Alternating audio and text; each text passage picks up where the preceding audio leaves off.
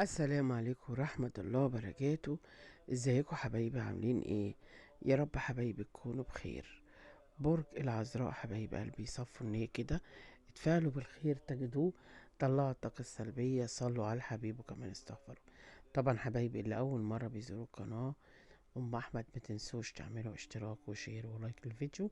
حبايبي بقى أولادي وإخواتي الموجودين في القناة، حطوا اللايك وشيروا الفيديو، وننزل نكتب كومنتات كتيرة، نصلي على الحبيب وكمان نستغفر. طبعا حبايبي لازم يكون عندنا يقين وثقة في الله وحده، انه لا يعلم الغيب الا الله، محمد رسول الله. انت دايما بتحمد ربنا لو حياتك فيها اذى، لو حياتك فيها ظلم، لو حياتك جحيم، انت ما بتحمدش غير ربنا. دايما عندك رضا مش غير طبيعي، عشان كده دايما متألق في حياتك، دايما حياتك ناجحة. هتقول انا عندي عقبات، انا عندي ظلم، انا مغدور. انت عشان ربنا بيحبك بيكتشف لك الناس اللي بتبقى في حياتك. انت روحانيتك عالية جدا، هتقول يعني بتعرف الناس المزيفة والكدابة والمخادعة، وبتمشي معاهم لغاية ما تاخد اخرهم. ربنا بيقول وبشر الصابرين اذا صبروا. الاعمال اللي انت عملتها دي من حسن حظك، لان انت هيكون عندك في نجاح الفترة الجاية، وعندك في شفاء في حياتك، وده بإذن الله. انت دايما بتستخير ربنا ومتكل على ربنا، وبتقول يا رب انت قادر على كل شيء. فانا مش عايزاك تقلق، لان حياتك الجاية هيكون فيها تحسن، وهيكون فيه تغيير جذري بإذن الله. انت طلعت ناس من حياتك، في ناس انت خرجتها، طردتها بره. انت قطعت علاقتك من الناس اللي اذتك. جات لك ناس كتيرة من الماضي واعتذرت لك، او ناوية تجيلك وتعتذر لك. هيجيلك من ابراج الترابية، فلازم تخلي بالك من الابراج الترابية، هيجي ويعتذروا. انت عندك حظ تام في حياتك الفترة الجاية. كان حواليك ناس مش كويسة، دايما بيتكلموا عليك ودايما بيحاولوا ان هم يأذوك. انت عندك فيه بشرة سارة كتيرة.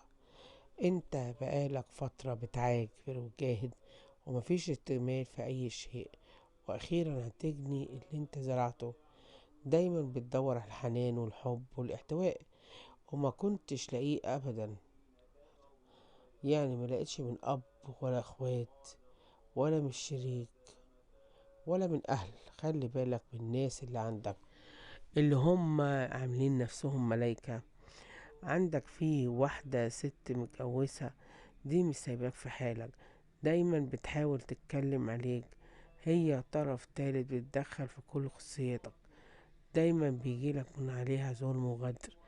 انت لازم تخلي بالك، انت ربنا بيحبك، بتكتشف كل الكذابين وكل المنافقين في حياتك، وعشان كده عندك يقين وثقة في الله. خلي بالك من كذبة أو فتنة جايلك من واحدة ست بتكذب عليك وبتلعب على جميع الأطراف، عاملة مش الملايكة وهي كدابة ومخادعة. في واحدة داخلة في حياتك وقاستك وعملت لك بعض المشاكل، فأنا عايزاك تخلي بالك من الناس الموجودة حواليك، وتتعامل معاهم بحذر، وتبقى عارف انت بتتعامل معاهم ازاي. بسم الله ما شاء الله عليك، لا حول ولا قوة الا بالله، لا سبحان الله. عندك في بشرى الايام الجاية، في حد بيخدع عليك، في حد بيظلمك، في حد بيتكلم عليك من ورا ظهرك. عندك في ألم في الجسم مش طبيعي، بتتألم في جسمك. في الناس دي ممكن تكون في مجال شغلك، في مجال بيتك، في حياتك. الناس دي في حياتك بياكلوا حقك وياكلوا حق الغلابة، ومش بيتكلموا غير على الناس، فيهم كل العيوب، وبيجيبوا العيوب دي في الناس اللي حواليهم. في عندك تغيير جذري في حياتك، هتغير المكان، عندك في نقلة جديدة، في عندك طاقة سلبية من بعض الناس اللي موجودة في حياتك. في عندك طاقة سلبية، عندك في جيران مش حبالك الخير ولا حبالك ان انت تكون مرتاح. في عندك واحدة من الجيران مش حبالك الخير. في باب انت خبطت عليه كان مقفول، اتفتح قدامك الفترة الجاية. لو حبيت تخبط عليه تاني ربنا يفتحه لك، وبإذن الله الفترة الجاية دي هتكون من نصيبك، وهيكون عندك رجوع حق في حياتك. انت دايما بتعامل بنية صافية، وده أكبر غلط في حياتك. ما بتعرفش الخبز ولا اللقم. خلال الفترة الجاية دي خيارتك هتتغير.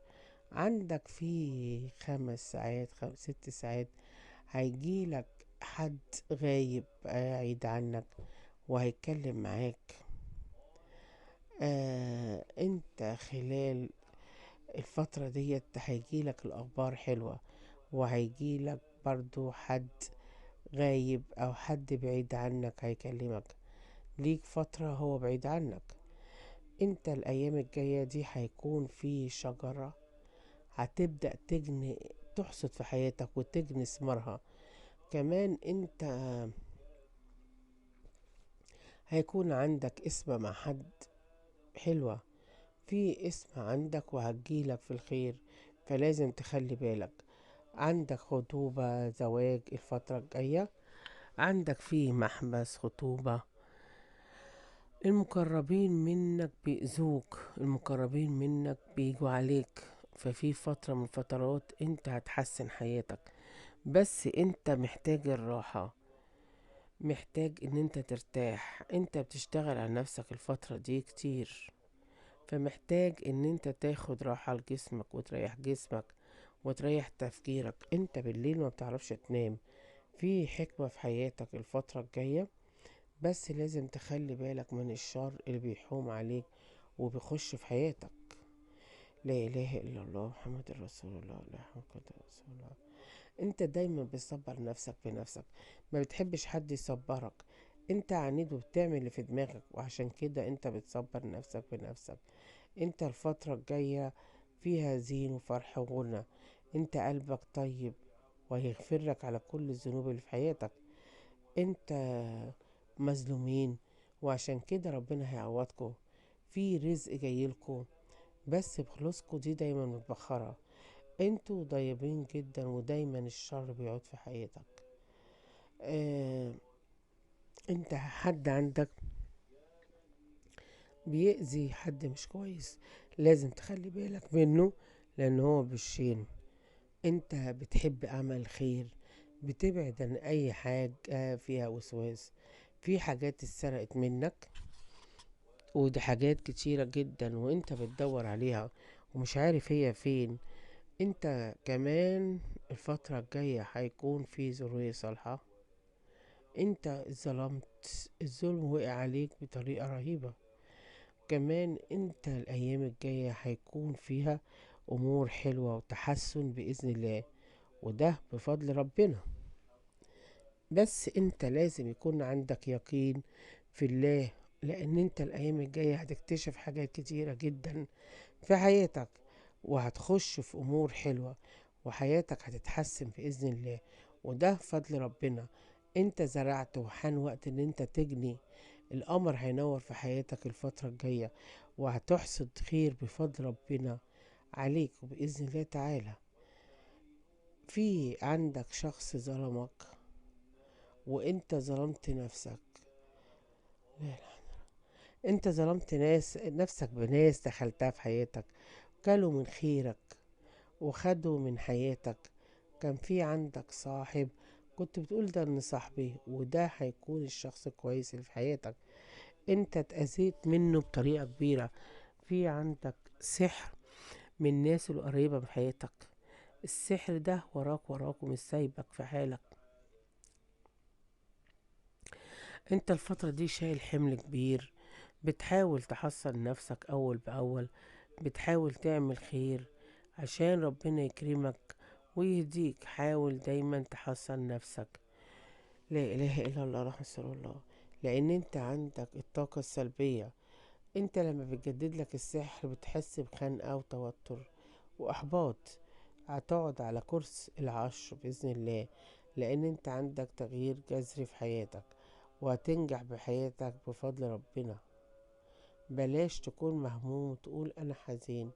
انت عندك تغيير، عندك حاجة حلوة هتحصل في حياتك، ربنا هينزل عليك الخير.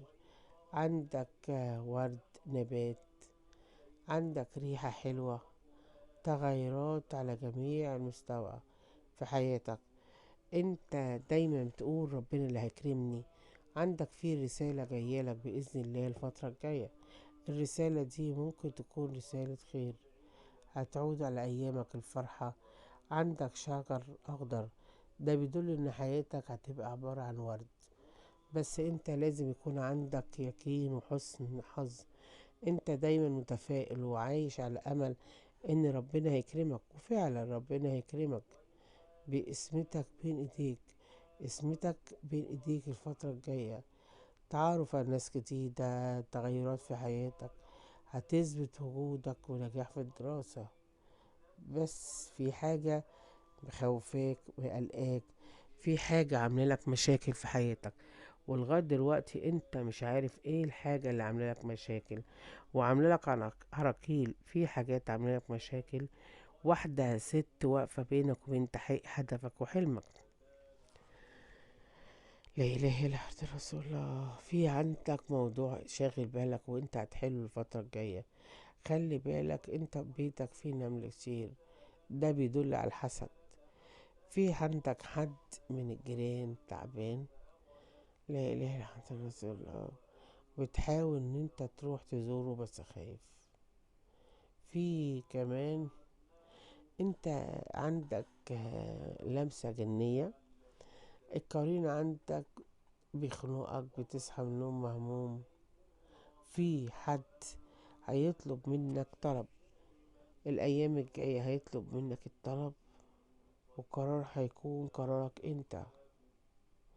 انت اللي هتقرر انها ينفع او لا. في كمان اشتياق ولهفة لحاجات موجودة في حياتك.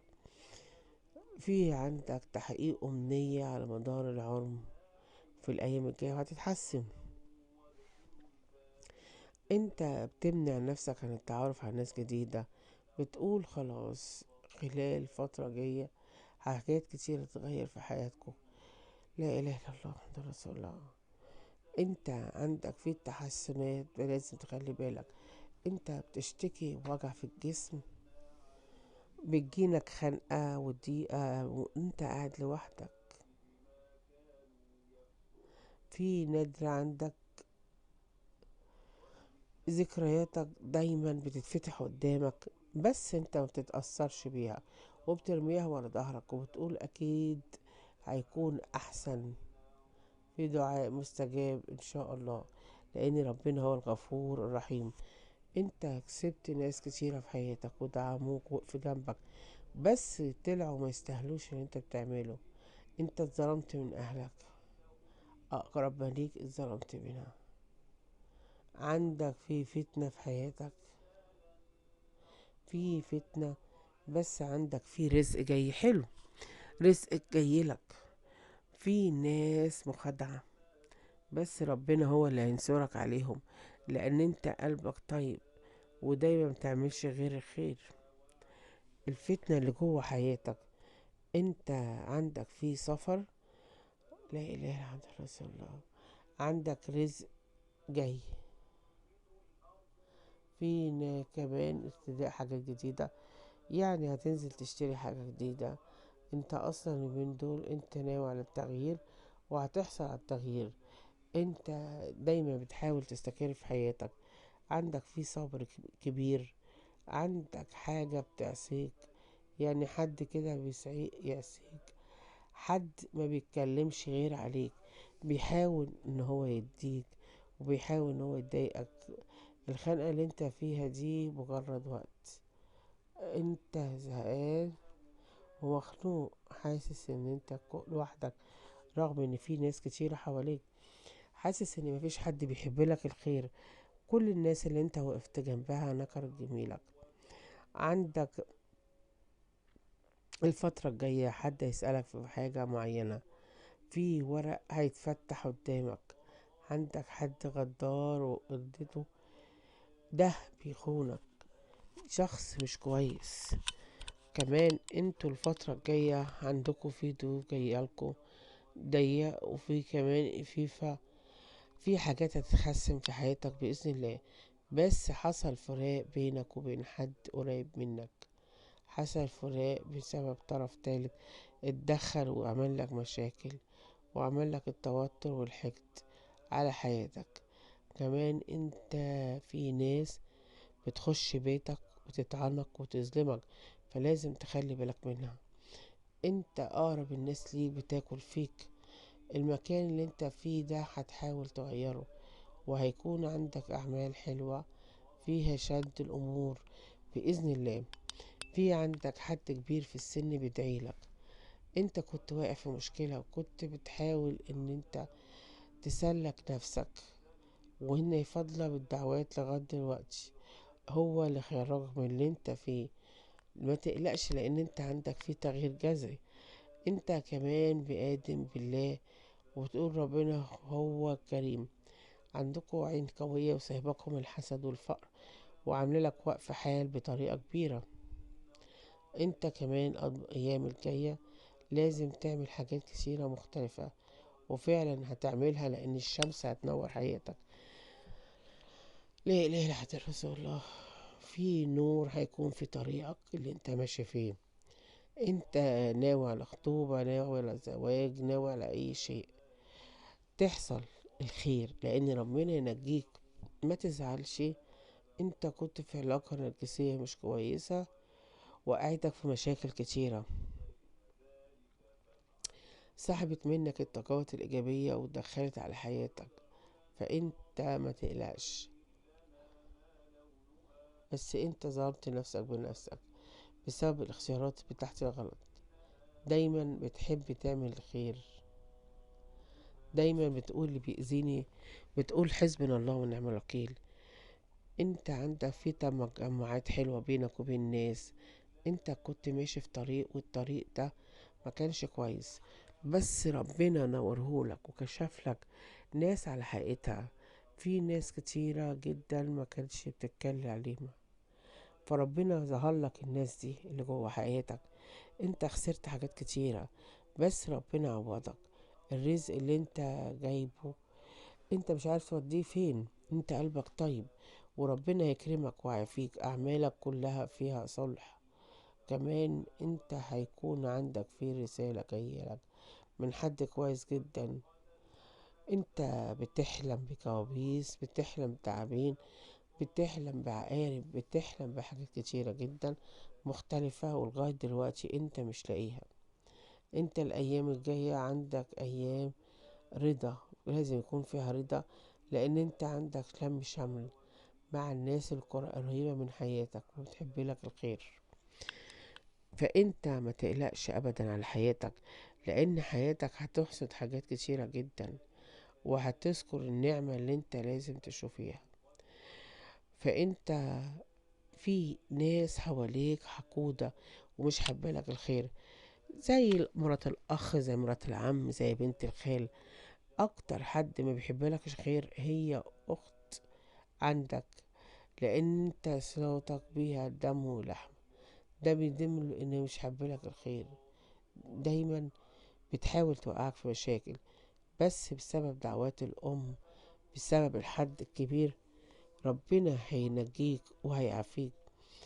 انت دايما هتكون منصور على حياتك الفترة الجاية، وهيكون عندك حسن حظ بالكامل، وده هيعود على مستقبلك بإذن الله. بشر نفسك إن القمر هينور حياتك وهيكون عندك فيه تغييرات حلوة جدا. العذاب اللي انت عشته ده وراح هيكون ليك حصاد اللي انت زرعته، وربنا هيرضيك وهيعافيك وهيكون عندك لم شمل. انت عندك حد ما بيسمعش كلامك، بيخالفك ودايما معيشك في عذاب بطريقة كبيرة، لدرجة ان انت بتيجي عن نفسك عشان خاطره. ودايما هتلاقي عندك عقبات وخطوات، لازم تحصن نفسك بالقرآن بإذن الله. ربنا